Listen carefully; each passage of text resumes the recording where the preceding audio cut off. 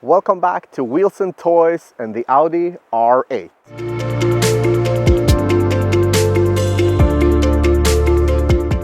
The Audi R8 was launched back in 2007 with the first car hitting the roads in early 2008. The Audi R8 was Audi's sort of punch in the stomach to Porsche and trying to establish Audi as a real sports car brand. Back in the days, like long before the R8 was born, Audi was known for making really fast, really cool rally cars. But it's since then sort of lost that and more being sought as this saloon or estate kind of brand that gives you that perfect family car. Of course, you have the RS models of the RS3, the RS6, etc. There are super fast cars, but still you could argue they are not really sports cars. So when the R8 was introduced and presented to the public, a lot of motor journalists just didn't know what to expect. What's going to happen now? Or are they going to pivot? Or are they now just going to show you this car and then never really make it? So from the concept car to the actual production car, which you see here, not many things actually did change. One thing that did change to the production car was the engine. So with the first cars, you got a 4.2 liter V8 from the Audi RS4. Slightly rebuilt with a new cooling system, allowing it to sit further down into the car and allowing for a better weight distribution. It was also slightly differently tuned.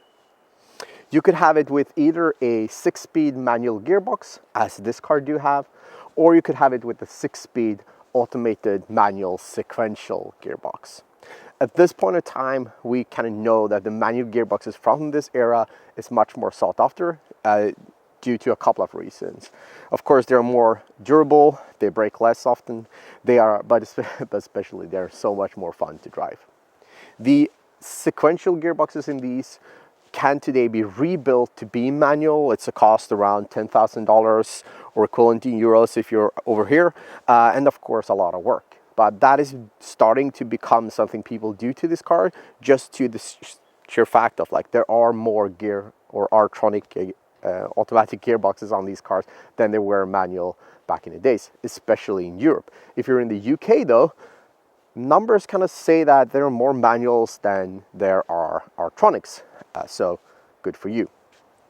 If you wanted to wait a little bit, or you are open to wait a little bit, you could also have this with a V10 from the Lamborghini Gallardo. And that is of course because Audi at this time, and still, own Lamborghini. So if you would take this car, strip it apart, you would find that underneath the skin there is actually a Lamborghini Gallardo, even though Audi will tell you that it's really not. I guess that's because they charge you a lot less for this than they did for the Gallardo. It also means if you would strip away this plastic over here, you come to the gearbox, and on that gearbox there's both an Audi logo and a Lamborghini logo.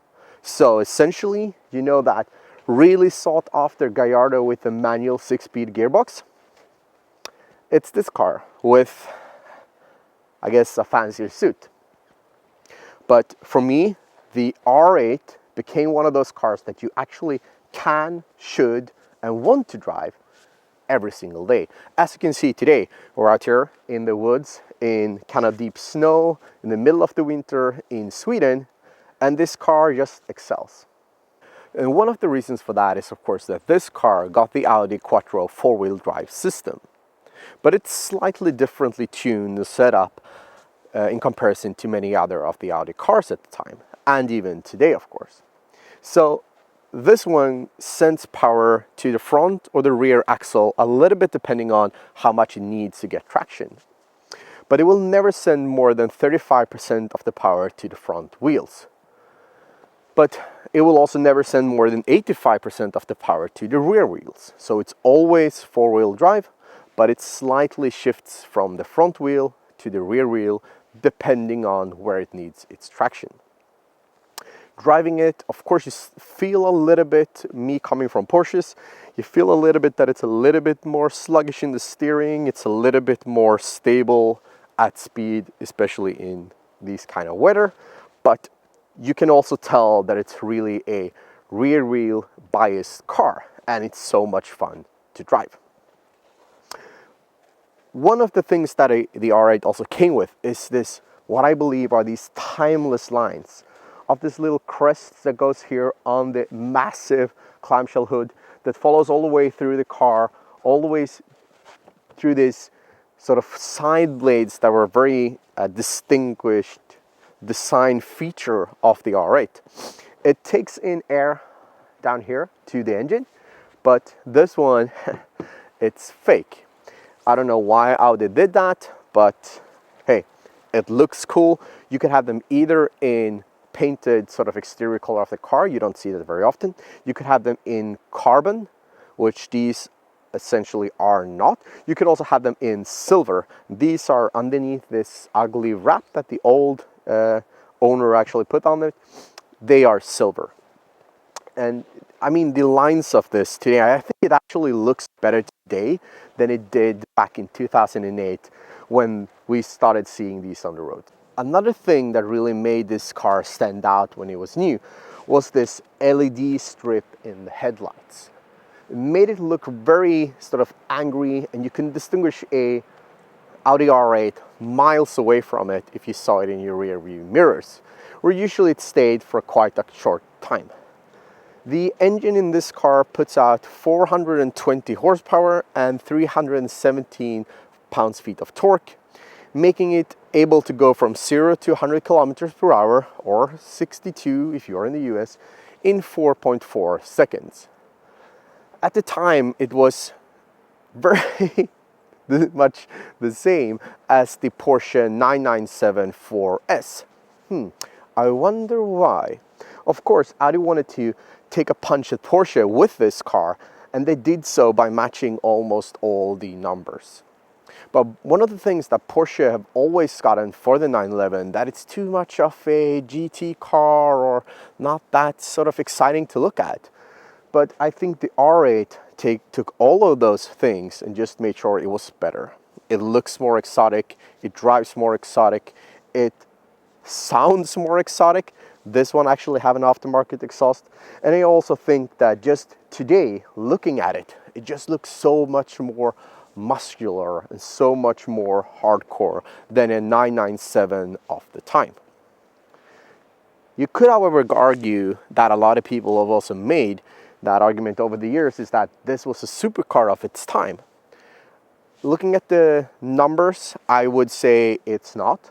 Looking at the setup of that mid-mounted V8 coupled to a 6-speed manual gearbox, driver in the center, and very, very low, you could argue that it is.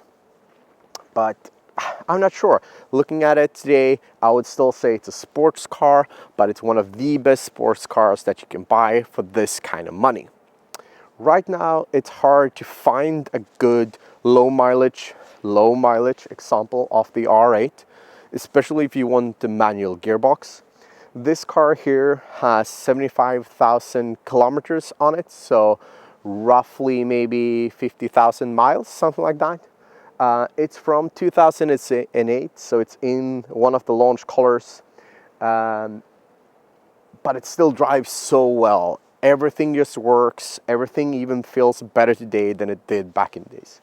So let's actually take it out for a drive. It's a little bit cold in winter, so we can't push it fully, but you will be able to hear that great song from the V8 as we take it out on the roads.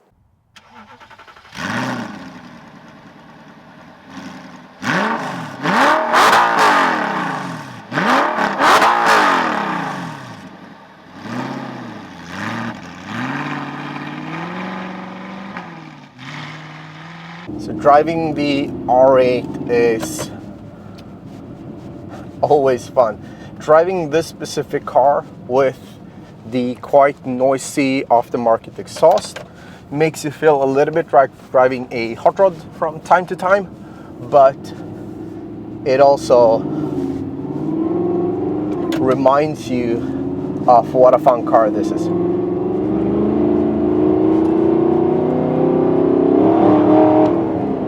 You kind of need to know what you are doing. It has a lot of power. It has plenty of power, at least for this chassis and kind of car. It's not the quickest one I've driven, but just as I talked about in the reviews of the Spider and the GT4, it's not about the power in these kind of cars. If you want to have just the purest of like acceleration and quick around the corners, today just get an electric car. Get the sort of the Tesla Model 3 Performance. It's one of the quickest cars you can get to go from 0 to 60, costing less, I guess, new than you pay for this one used. So these cars are much more about the experience of like the really roaring sort of V8 and all of the fun you can have. I don't know if the camera picks it up, but where we are right now is just so beautiful. The sun is setting over the ocean.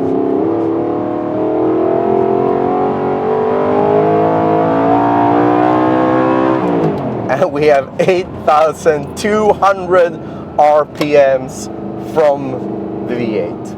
Man, you can't argue with this sound. It's like nothing else I've ever experienced. I mean, I had the Ferrari F430.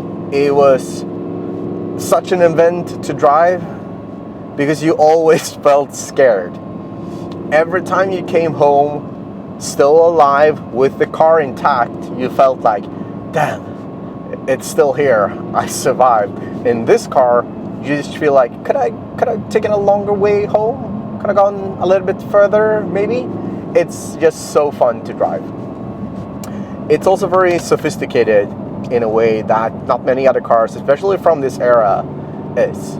So I used to own a Porsche 997 Carrera S from 2005, which is the sort of generation that this was competing against. And I love that car. It was also really fun to drive. It was very analog in the same kind of way as this car is.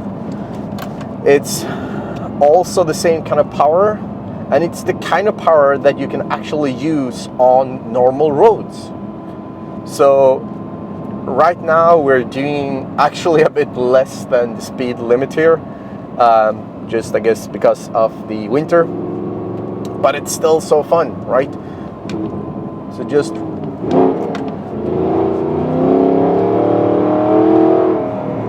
dropping down a couple of gears and just stepping on it. So unfortunately there are also some cars just in front of us, so we can't go crazy.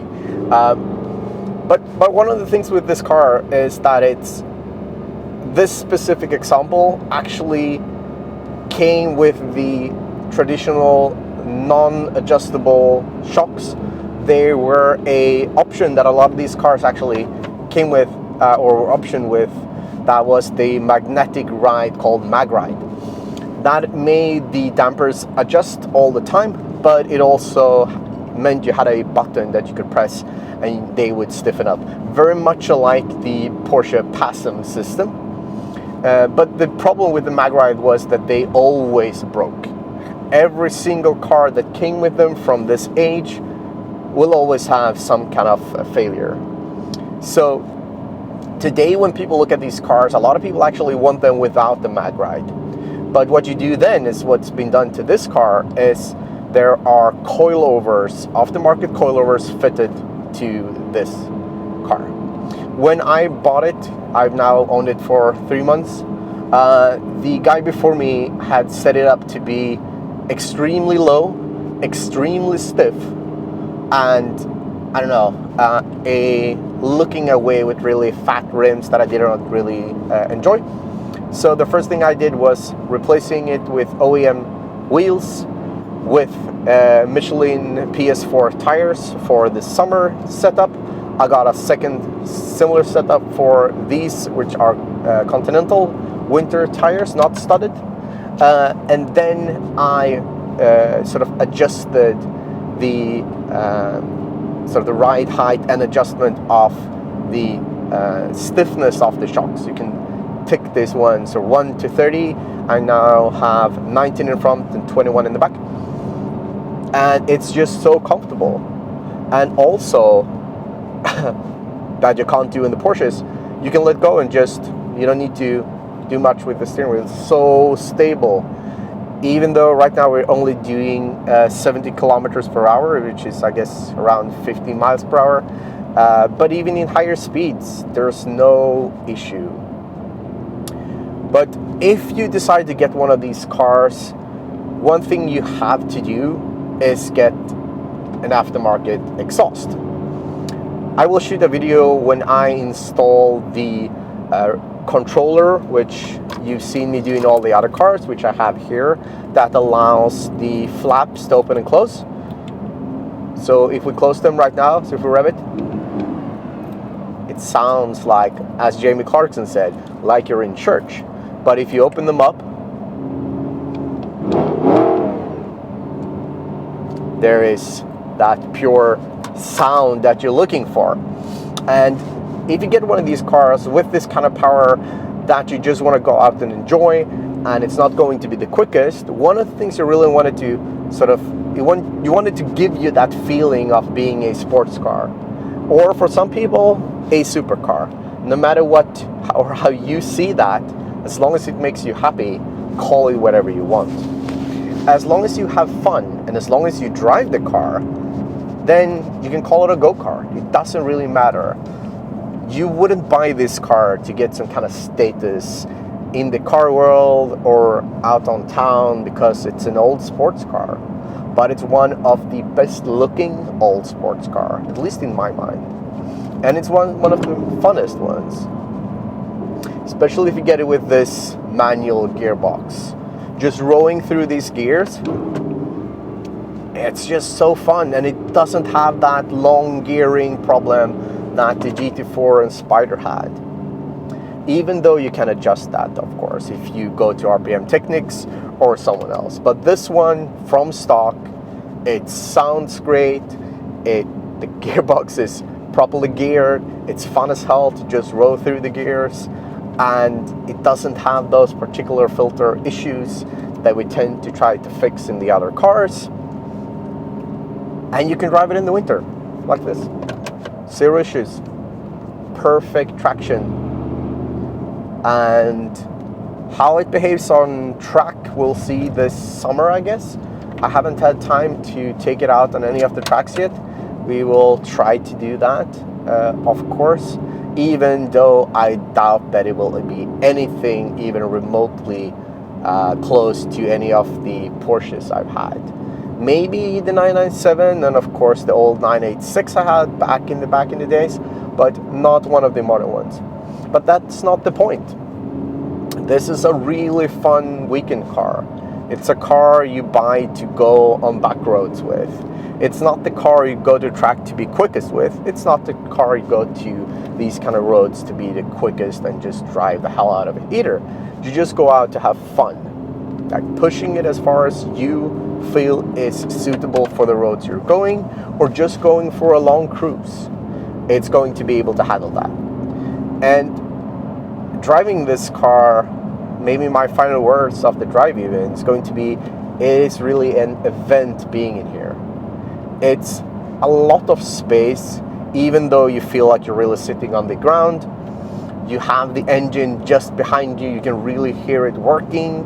You have that exhaust note that is just intoxicating. And you have this gearbox. And I mean, for me, that's everything I need. And also the looks of the car from the outside. When I park the car and walk away, I always turn around and have a second look at it. I didn't do that with the GT4. And that's why I sold it. Even though I told you that it was going to stay with me forever, I sold that car.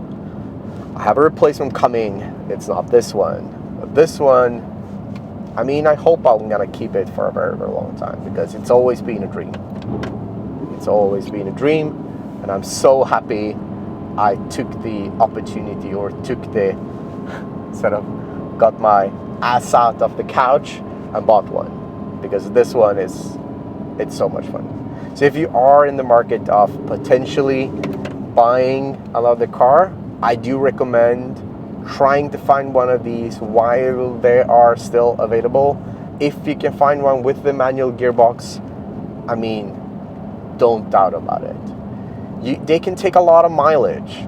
These 4.2 liter engines out of the RS4 it's so durable. And if something breaks, and I mean if it's from a German saloon car, the same engine went into so many other Audis as well. So there will always be parts, there will always be the knowledge, and it's not that expensive.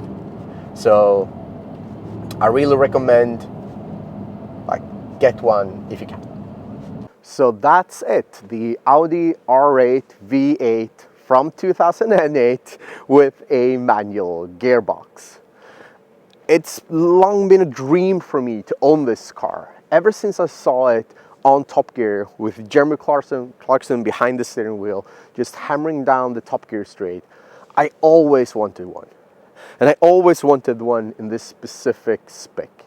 With the silver OEM wheels, with the gray exterior color, with the silver side blades that will soon be silver again, and with that manual gearbox.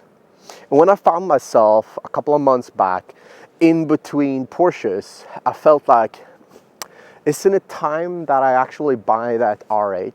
And this one came up off the market for a phenomenal price and in a really good sort of shape. And since then, I've tried my best on finding the OEM wheels again, which just did not have when I bought it. I've fixed the exhaust, putting a controller on it so I can drive it with my neighbors still, at least not hating me. And I'm now just going to enjoy the car. Even though it now sits in the garage, there is a new Porsche coming. You are going to recognize it. It's going to be here in a week or two. But most likely we won't take it out in the snow until it's a little bit less of it, because it's a two-wheel drive and it doesn't have a roof. So with no further ado, if you like this kind of content, if you want to see more of the R8, please consider subscribing. And even if you don't want to do that, maybe I'll see you later. But until then, take care.